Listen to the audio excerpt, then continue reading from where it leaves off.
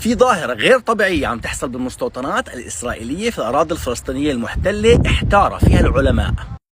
هنالك عدة تقارير لطيور تهاجم العلم الإسرائيلي في المستوطنات الإسرائيلية، أما تقطعها أو تطرح فيها أرضا. بالبداية الناس استغربت وخافت، لكن طلع عالم من عالم الحيوان وقال لك إنه هذا إشي طبيعي لهذه الطيور، حيث تجلبها في وقت التكاثر كهدية لزوجاتها.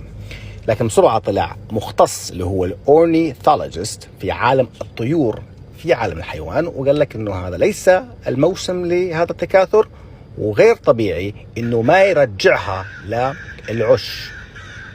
تداولت المعلومات بين علماء الأورنيثولوجيست، وأحدهم في أمريكا الذي يتبع للكنيسة الإنجيلية كان أكثر واحد مصدوم، حيث لا يوجد أي تفسير علمي للي بيصير، لكن لقى سطور في الإنجيل تدل على غضب أينما يظهر الريفن